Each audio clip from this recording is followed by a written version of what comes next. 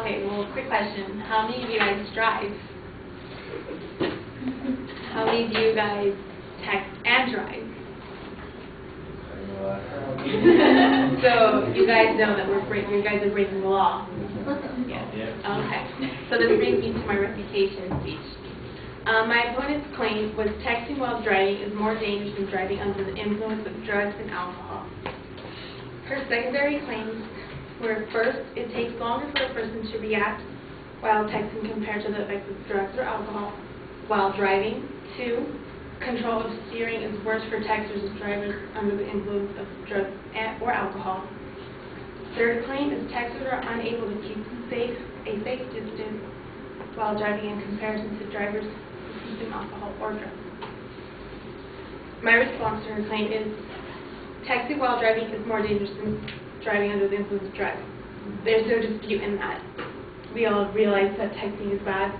It's against the law. But yet, it's more part of the behavior. We do it as a force of habit. But here's I found a few interesting statistics. All kind of going from CBS News, the New York Times, and one from the White House as well. Of a cell phone related task, including texting, dialing, and reaching for the phone, texting while driving is the most dangerous. So we do realize that texting is dangerous. For every 6 seconds of a drive time, a driver sending or receiving a text spends 4.6 of those seconds with their eyes off the road.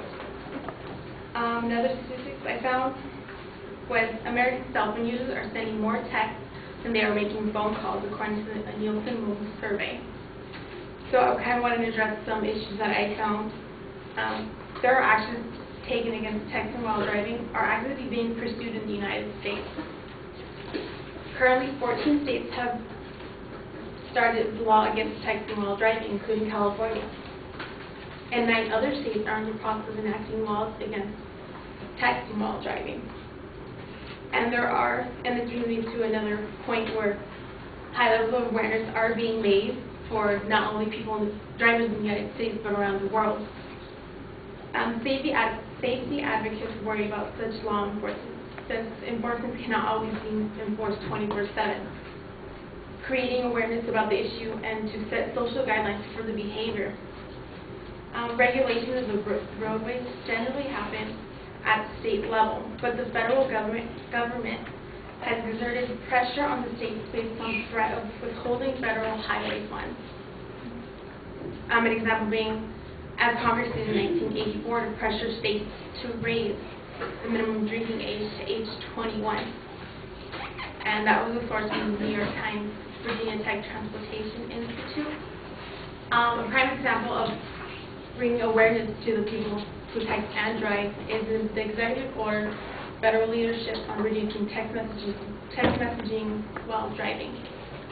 President Obama has signed into effect for government working employees that found the texting while driving during the hours of production.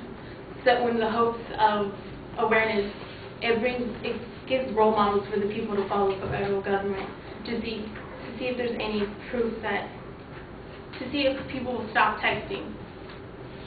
But her claim is obvious. Texting is bad. Not everyone does it, but in most cases, we see people driving on the freeway, and you'll see the light bright up, and you know that they're texting. But I think texting is bad. But yeah, thank you.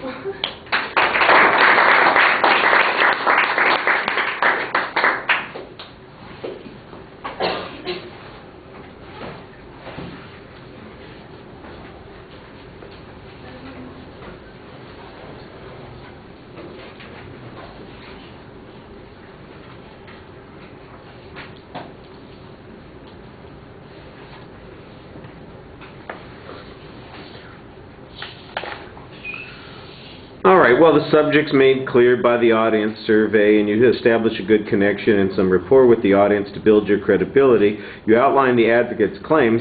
Basically, your argument is that there's not an argument here, that everybody recognizes that texting is distracting and therefore dangerous. What you need to do is you need to state the issues that you're going to present a little bit more as declarative sentences, because you give a description of what's going on and what's happening, but how does that affect the argument? So, for instance, when you list all the states that are prohibiting texting, or the 9 states that have proposed doing so, maybe the way the argument could be composed is, look, not only do we know that texting is bad, the states recognize it's bad, and first of all, they're acting to do something about it. So it's not like we are ignorant of this and there's a lack of consensus on it. There is. That proves my point that there's no argument. Second, there's even less reason to worry about an argument because we are taking action on it, and therefore we're not being impassive about this thing. So where is the controversy on that point? The same thing comes up later on where you were talking about the federal law. All right.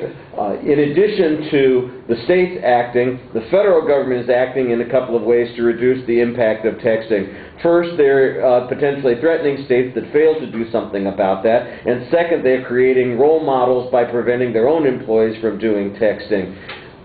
It's the federal government that says it's bad, they're modeling to the states say it's bad, they're passing laws against it, and everybody knows that it's bad. Where is the controversy on this? The answer is there is none. We know what the problem is, we're addressing the problem, and it is changing.